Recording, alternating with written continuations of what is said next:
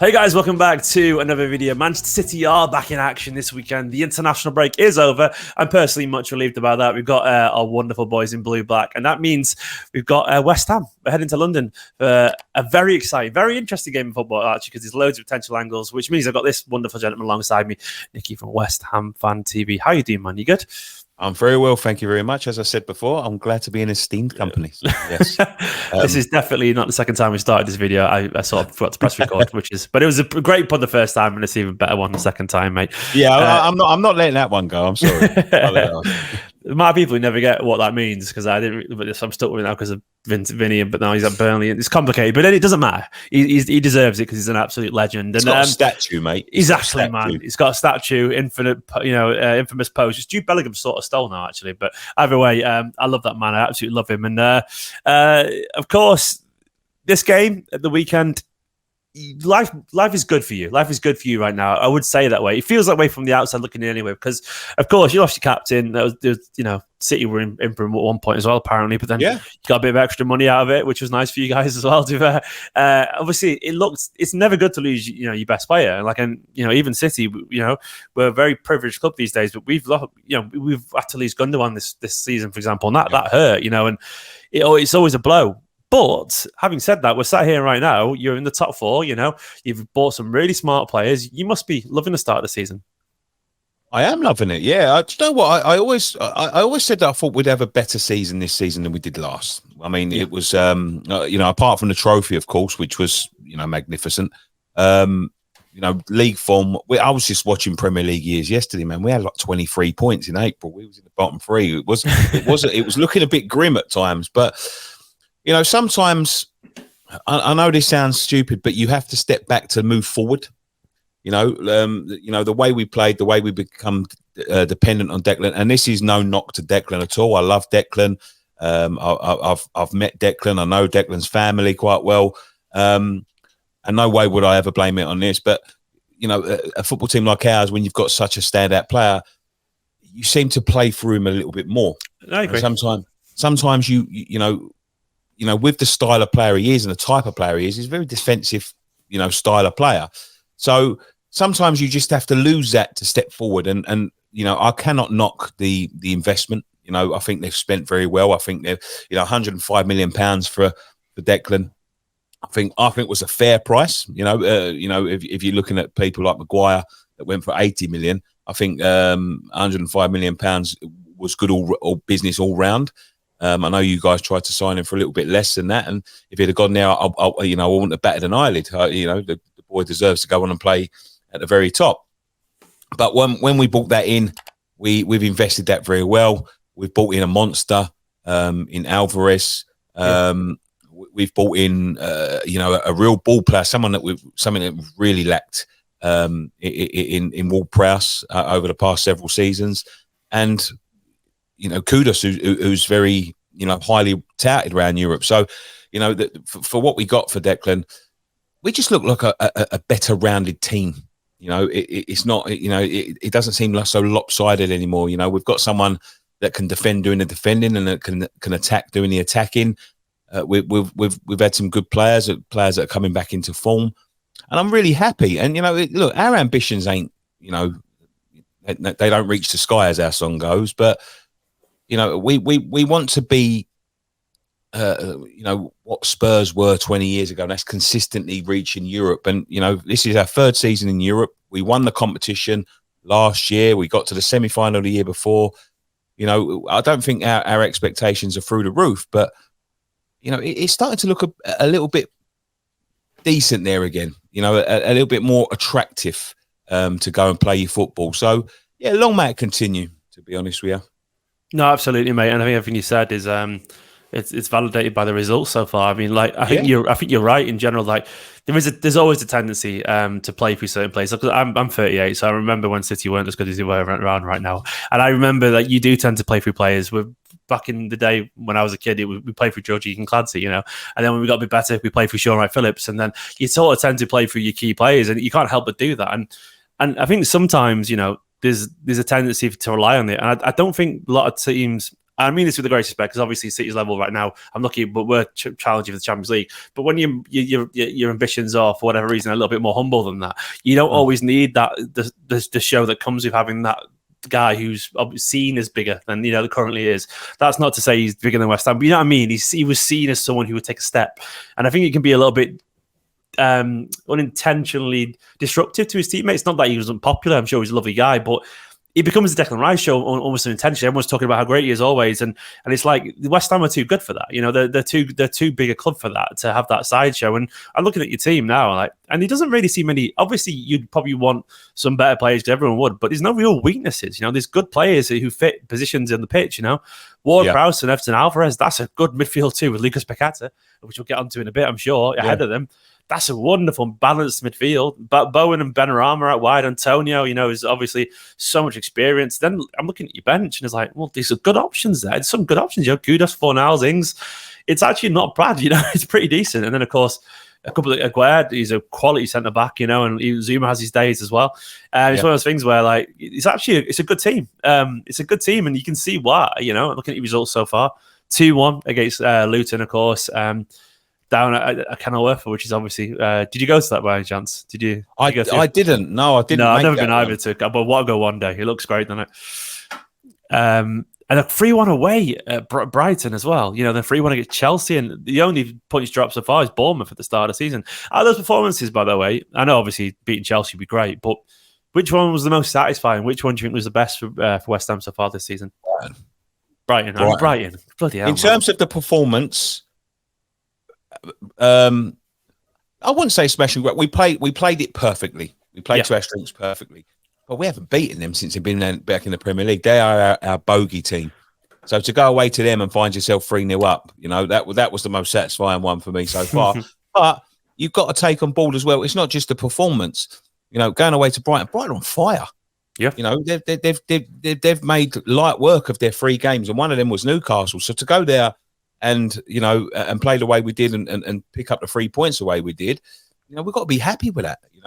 Listen, I'm not going to say that this style of football is going to carry on working, but long may it continue. Right, it's working. Just keep on rolling with it. Yeah, I think that's fair as well. And I don't really know what the limit is yet for that kind of football, but there's undeniable quality there. There just is. They're just quality players. Jared Bowen is one of the best wingers in the league. He just is. I think it's as simple as that. Benrahma's got loads of ability, and we're going to get onto the obvious man to talk about, because it's sort of the elephant in the gambling room, I guess. Unfortunately, Lucas Paquetá. Of course, he was, well, by all accounts, seems to suggest he was going to be a Manchester City player. It felt loads of people have come out on both sides, both West Ham journalists and City journalists, have implied it was sort of done for around 80-odd million or something like that. Yeah. It looks like it was going to happen, and then it fell through mysteriously, and it obviously it's come out because it's some pretty serious allegations against him. How do you feel? He's back in the team still. He's playing well from what I can tell at the start of the season as well. How did you feel about the whole shebang around him? Because it was all a bit crazy at the time. I think he's a wonderful player. Yeah, and he's got everything that would make him a real terrace hero over West Ham. He's full of beans. He's skillful. He can do wonderful things, but he also works very, very hard, and wears his heart on his sleeve. Listen, we're never going to be his forever club. We have to accept that. He came in last year, struggling team, struggled to make an impact straight away.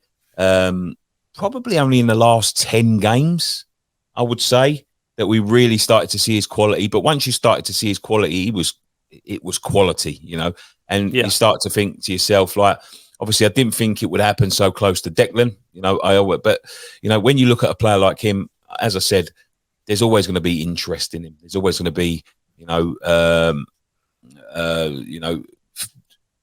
because of his clause in his contract, there's always going to be rumours surrounding him. So when they came in City, listen, I wasn't. Look, Pep Guardiola, he's the best manager in the world football, by far. If he comes calling. And they're willing to offer 80 million quid, which we only paid 40 for him. That's double the money for 10 good games. And you can see that he has all the qualities to fit that. So I don't think you can really stand in a player's way like that. Yeah. So they'll come calling again next year, I'm sure, if you haven't got replacement, or anyone else leaves, or the replacements that you bought don't quite work out. you know, and maybe they'll sort of throw Phillips or something in there in the equation if he doesn't get any more game time. But yeah, listen, I wasn't, you know, with Declan and Paquetá. Listen, when a club like Man City have just won everything comes calling, you can't stand in players' ways like that. You know, you just can't. It's difficult, isn't it? It's difficult. I get it as well. I mean, like, I've been there as well. I remember when Shawnee Wright left to essentially he saved the club more or less financially. Went to Chelsea, and like I don't think he even wanted to go, but at the same time, like he kind of didn't. It's one of those things where, but you just get it. You get it. Sometimes the offer playing, you know, under Guardiola in particular, like the frustrating thing for me is like, look, I really wanted to get to City. I thought he'd be brilliant. I thought he would have just been brilliant. I think we got Núñez. Obviously, he's a very good player. But I think Paquetá would have been perfect. I think he's more of a balanced player than Núñez in terms of Paquetá can play as a 6, 8, or a 10. You know, he can play. He's just got so much natural ability. I thought he would have been fantastic. And as you said, he's got that dog in him as well. You know, he's a bit of a battler, isn't he? Yes. He's got like that's. If you work hard and you've got that ability, you can play the passes and score goals. And he's just a cracking footballer. So, but you've got him, and of course he's playing well at the moment. Obviously, we don't know how the future will unfold there, but right now he's life's looking good. How are you expecting? Go on. So no, the thing about him is as well is what, you know. This is why, you know, when he goes in the future, he won't go.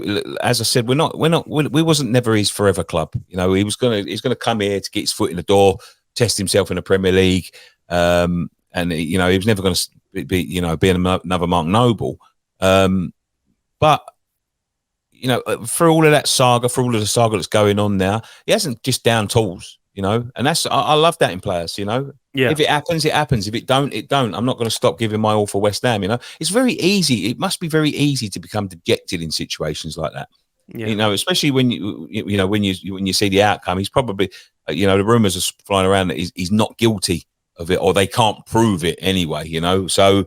Is that the latest rumours? I've not heard that. Yeah. Yeah, they're going to find it very, very difficult to charge him with anything because, you know, there's literally no proof. They've got to dig up, you know, some got to be Columbo to dig up the evidence that they need to prosecute. So, you know, it's very easy to become dejected. You know, that's cost me my dream move. You know, I might never get.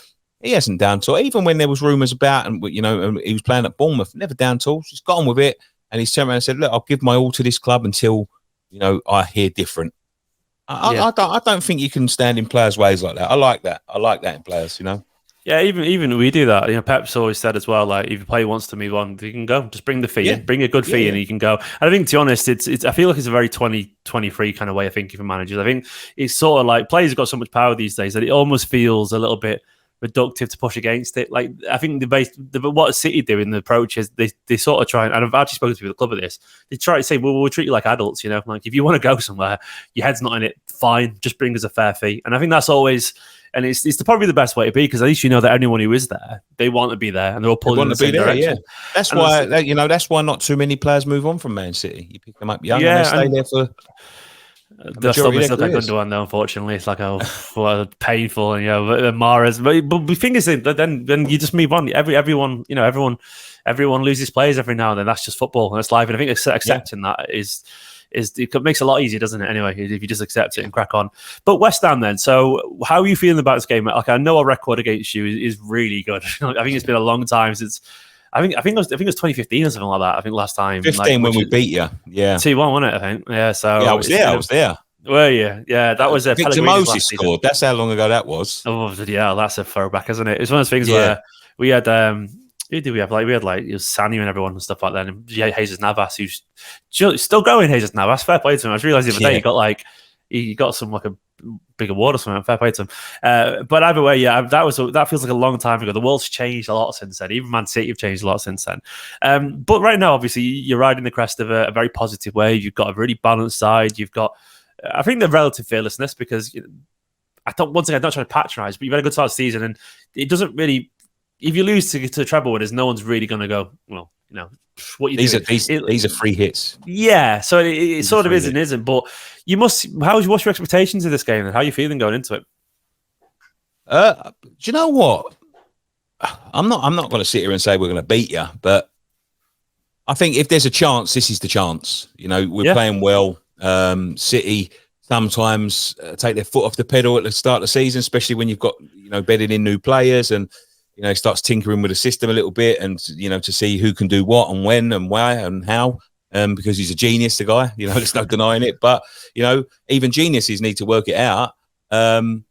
So yeah, I think if there's going to be but I said this the first game of the season last season, you know, and it didn't happen. But listen, if there's a chance this weekend. You know, we're at home, we're playing well. Both teams are playing well. We've got some new players. You know, 𝙬𝙬𝙨𝙪 is coming in. He's going to be the big star now. He can come in and absolutely make an impact. So if there's a chance, I'm not saying there is a chance, but I'm just saying if there is a chance, it's this weekend. So, no, listen, as I say, it's one of them games where it's a free hit.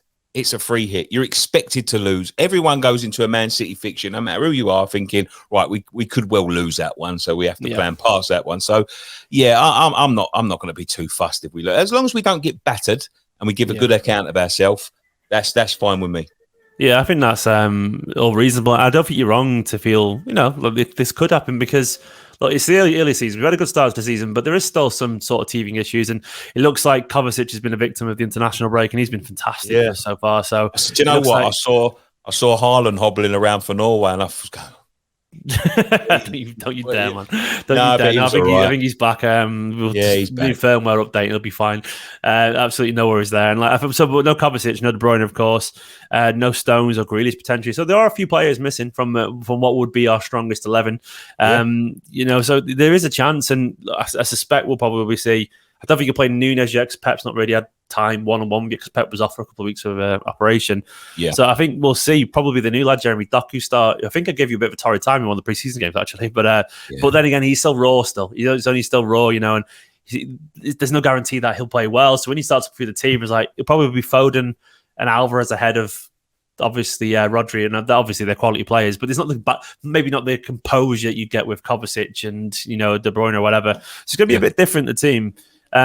So I don't think it's crazy to feel like, there could be a potential point here, or maybe even 3 points, who knows, because obviously you're at home, but it's going to be, I think it's going to be closer than it would have been if it was 3 months from now, I reckon, because I think City aren't always the team to get going straight away. And having said that, I always like to ask for a head prediction and a heart prediction, I think it's like you're kind of covering the bases. We'll go on what are you going for the head and what are you going for your heart? For the heart, I'm going to be very optimistic and say 2-2.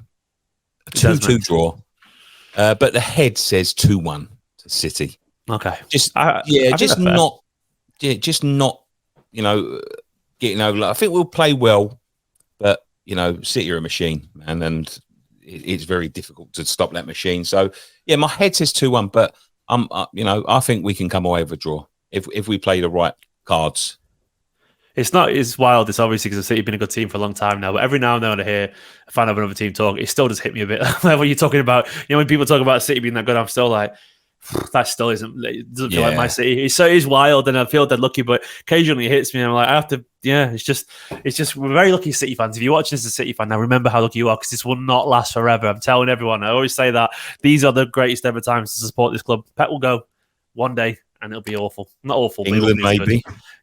Sorry, England, maybe. Yeah, imagine that. I don't know. I think he wants Brazil actually, which I can imagine that. Just I hope not. I can't. I've lived through one Brazil dominance already. I don't want to live through another. I know. Imagine, mate. Guys, thank you so much for watching this. Nicky, thank you so much for coming on the channel, mate. Of course, go check out West Ham Fan TV. Loads of cracking content over there, and of course, there's this bond between City and West Ham in general, which I haven't touched on, but there's a lot of mutual appreciation and so on. Go and check out their content. Absolutely. It's absolutely wonderful. And I genuinely wish you all the best of the season. I've got to say, by the way, I really did enjoy watching you lift the Europe Conference League. I think it was the element of watching Moyes be absolutely buzzing as well. He was dancing around that pitch. It was wholesome, and I mean that in a really honourable way. It was mutual. I was travelling home a couple of days later on a Friday, and we was passing City fans in the airport. We had to go through. I think some of them went through Prague. So yeah, we was all drinking in the bar together. They was congratulating us. We was wishing them good luck, and I was very happy to see you finally do it as well. So good times. Both European champions. That's a nice way to end it. Champions of Europe, Champions of Europe. You'll never sing that other people. Anyway, guys, thanks for watching this video. Go and give them a subscribe. Of course, there'll be a link in the description, all the usual places. Like this video. Let me know your thoughts on West Ham and the game. The match preview will be live tomorrow as well. In a bit. Bye bye.